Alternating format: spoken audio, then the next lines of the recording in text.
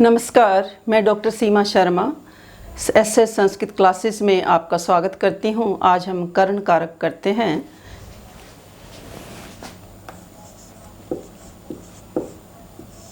करण कारक यानी तृतीया विभक्ति।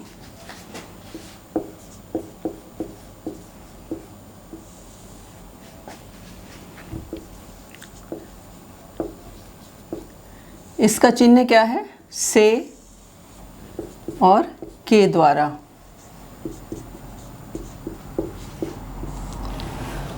तो करण कारक का सबसे पहला सूत्र जो है हमारा क्या है कि साधकतमम करणम, कि क्रिया की सिद्धि में जो सबसे अधिक सहायक है उसकी क्या होती है? करण संज्ञा होती है। यानी जो कर्ता काम कर रहा है वो जिस माध्यम से जिस कार्य को पूरा करने के लिए सबसे अधिक जिसकी वो सहायता ले रहा है तो उसकी क्या होती है? करण संज्ञा होती है। वो क्या होता है? करण कारक होता है। तो सबसे पहले हमारा सूत्र क्या है? साधकतमम करणम।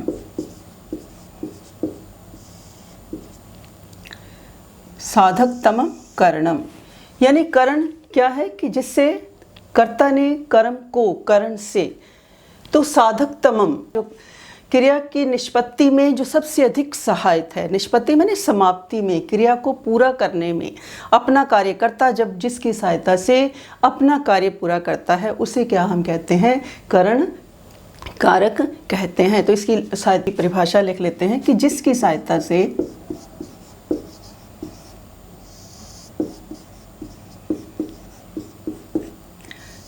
से कर्ता क्रिया को क्या करता है? जिसकी सहायता से कर्ता क्या करता है? क्रिया को क्या करता है? पूरा करता है, अपना कार्य पूरा करता है, क्रिया को पूरा करता है। यानी दूसरे शब्दों में हम क्या कह सकते हैं कि जो क्रिया की सिद्धि में क्या है? प्रकृष्ट उपकारक है। क्रिया की सिद्धि में क्या है? प्रकृष्ट उपकारक, उसकी क्या होगी? करण संज्ञा होगी, वो करण कारक होगा। यानी जिसकी सहायता से कर्ता क्रिया को पूरा करता है, या प्रकृष्ट उपकारक जो क्या है कि सहायता में उसकी श्रेष्ठ रूप से वो क्या कर रहा है? लिखने में, जैसे कोई व्यक्ति क्या है कि पत्र लिख रहा है, किससे लिख रहा है? कलम से, पेन से, पेंसिल से लिख रहा है, तो वो क्या हो जाएगा? प्रकृष्ट उपकारक हो जाएगा, वो श्रेष्ठ सहायक हो जाएगा उसमें। तो जिसकी सहायता से कर्ता क्या करता है? अपना कार्य पूरा करता है, तो वो क्या होता है? करण कारक होता है। जैसे हम उदाहरण देखते हैं यहाँ पर कि स लेखन्या पत्रम लिखती। तो यहाँ क्या है कि कर्ता जो है, कोई भी कर्ता जो है वो क्या कर रहा है? पत्र किससे लिख रहा है? लेखनी से। तो पत्र लिखने का जो श्रेष्ठ उपकारक है, प्रकृष्ट उपकारक है, वो क्या है? लेखनी। यानी लेखनी की सहायता से पत्र के कार्य को वो क्या कर रहा है? पूरा कर रहा है। तो सलेखन्यम पत्रम लिखती, कि वो लेखनी की सहायता से पत्र को क्या कर रहा है? लिख रहा है, पूरा कर रहा है। इसी तरीके से हम और उदाहरण ले लेते हैं कि सेविका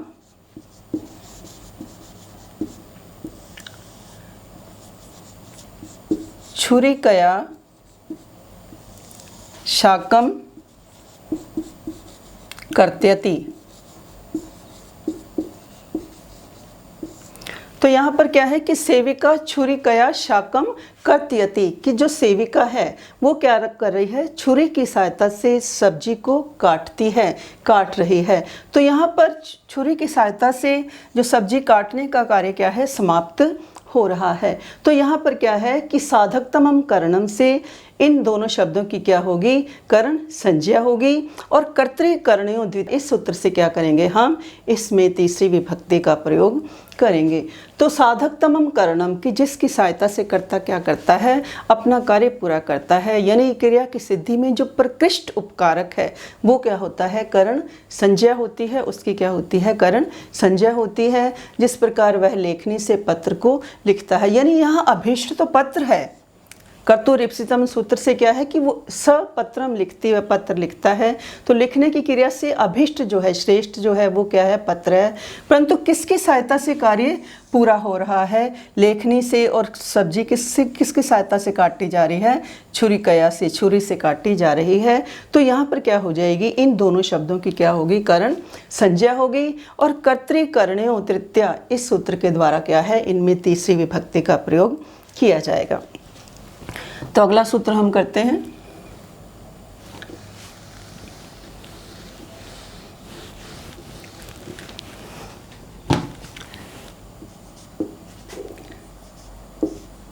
कर्तृकर्णयों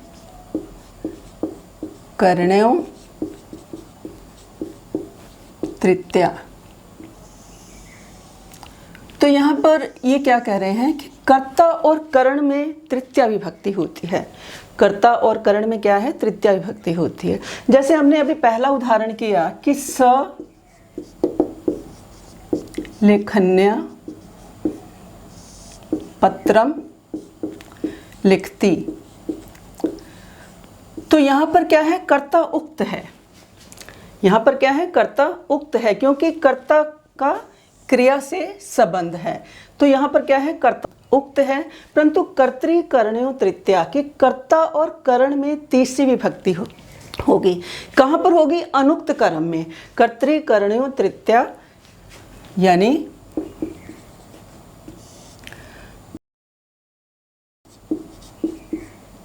अनुक्त करण में, अनुक्त जो कर्ता है उसमें क्या होगी, अनुक्त कर्ता में और करण में, कर्ता में और करण में क्या होगी, तृतीया विभक्ति होगी।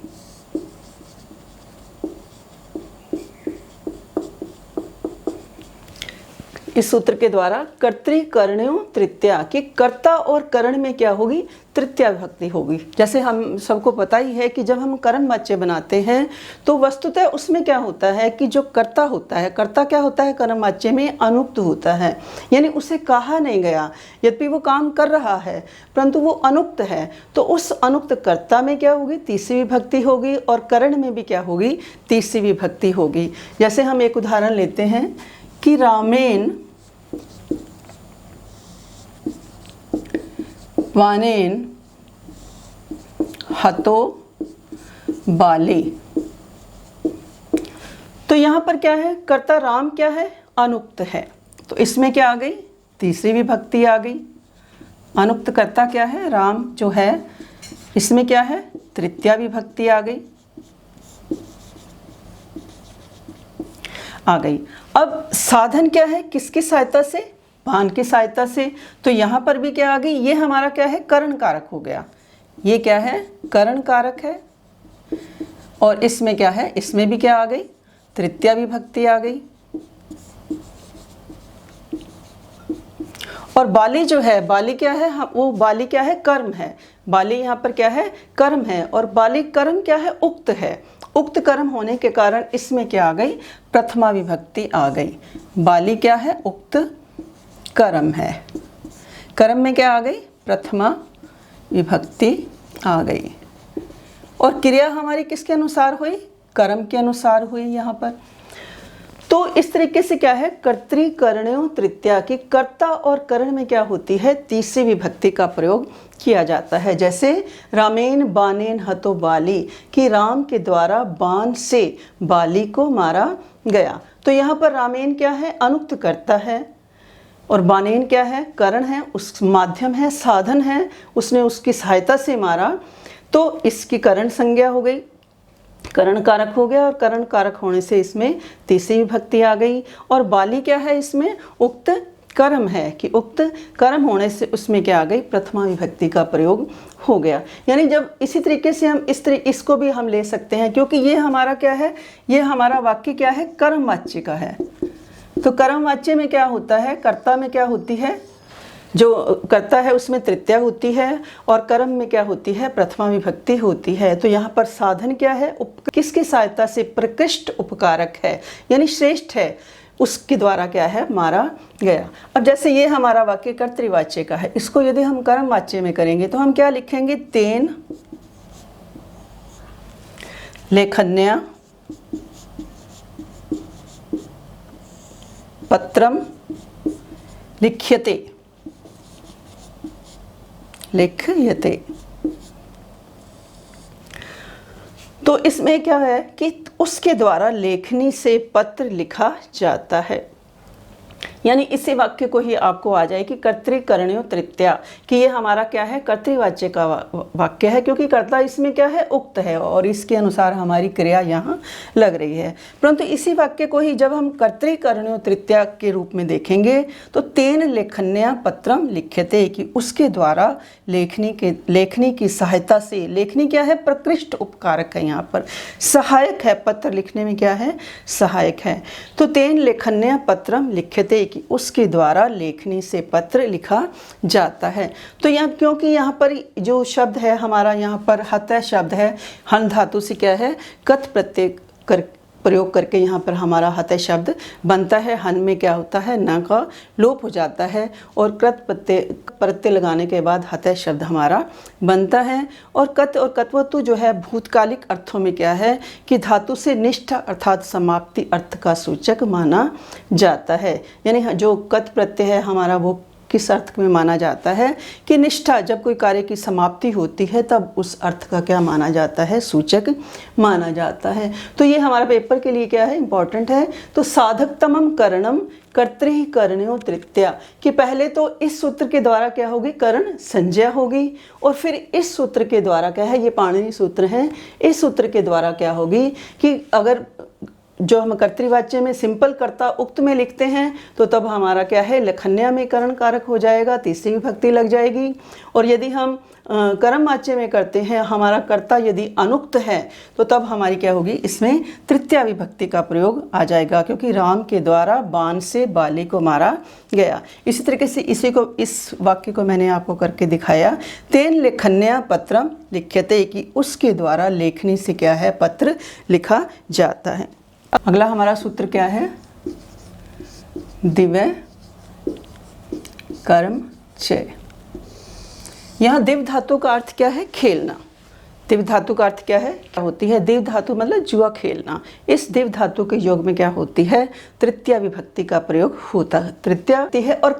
और कर्म भी होता है, यानी इसकी कर्म संज्ञा भी होती है। जो इसका साधक है, जो कर्म है, दिव्य साधकतमम कारकम कर्म संज्ञा इति स्यात्, कि जो इसका सहायक करण है उसकी क्या कर्म संज्ञा भी होती है। जैसे उदाहरण है हमारा अक्षय दिव्यति, पासों से क्या करता है, खेलता है, पासों से अक्षय।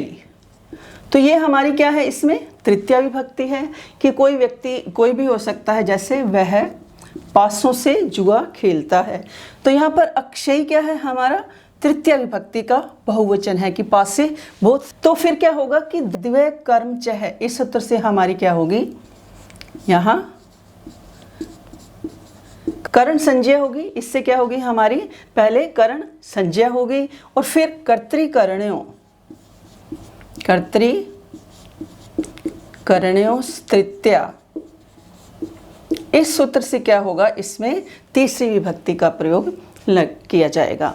तो स अक्षय दिव्यति, कि वह पासों से जुआ खेलता है। तो यहाँ पर क्या है कि तृतीया विभक्ति है, तो द्विकर्म जैसे इसकी पहले करण संज्ञा हुई और फिर क्या है कि इसमें तृतीया विभक्ति का प्रयोग किया गया, किस सूत्र से, कर्तृकरणयो तृतीया। इसी तरीके से वो ये क्या कह रहा है कि दिव्य कर्म चय, कि करण संज्ञा तो हो गई परंतु दिव धातु की कर्म संज्ञा भी होती है। दिव धातु की क्या होती है, कर्म संज्ञा भी होती है। तो इसमें संज्ञा जब होगी, कर्म संज्ञा होगी, तब हम क्या लगाएंगे, अक्षान दिव्यति, कि वह पासों से जुआ खेलता है।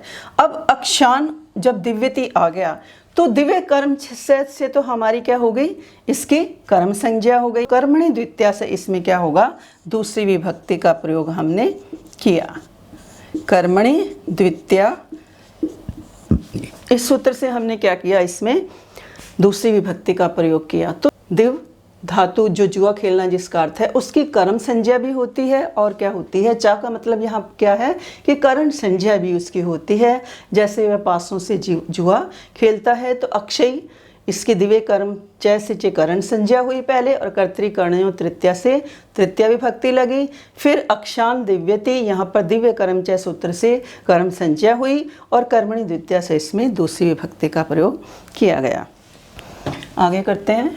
अपवर्गी तृतीया मैंने, अपवर्ग मैंने कि जब फल कोई कार्य कर रहे हैं हम, फल प्राप्त होने पर जो कालवाची शब्द है और मार्गवाची शब्द है उसमें क्या होता है, तृतीया विभक्ति का प्रयोग किया जाता है। अपवर्गीय तृतीया,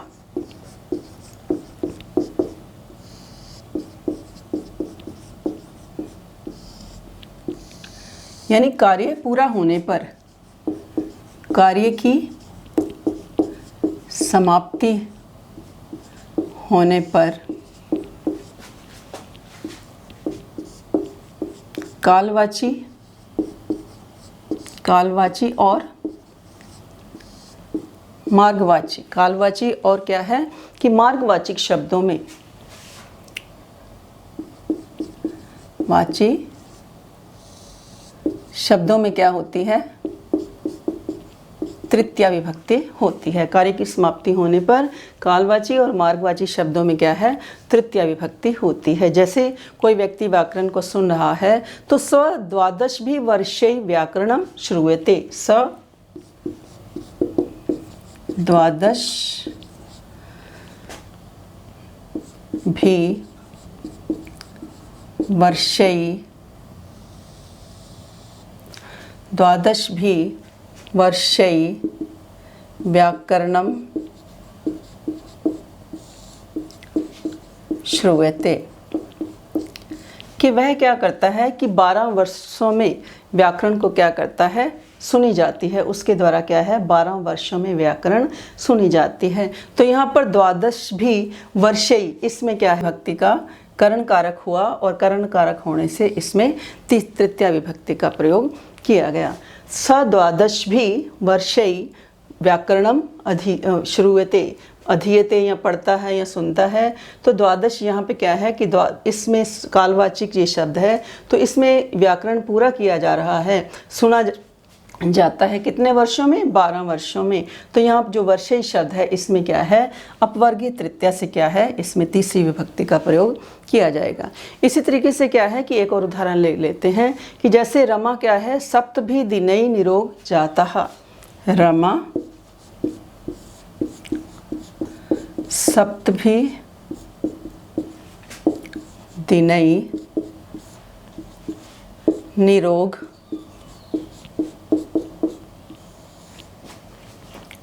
जाता,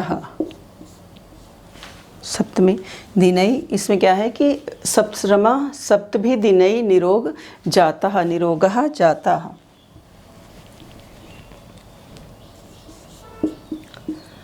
जाता, तो यहाँ पे क्या है कि रमा जो है 7 दिनों में स्वस्थ हो गई। रमा क्या है कि यहाँ पे क्या है, 7 दिनों में स्वस्थ हो गई।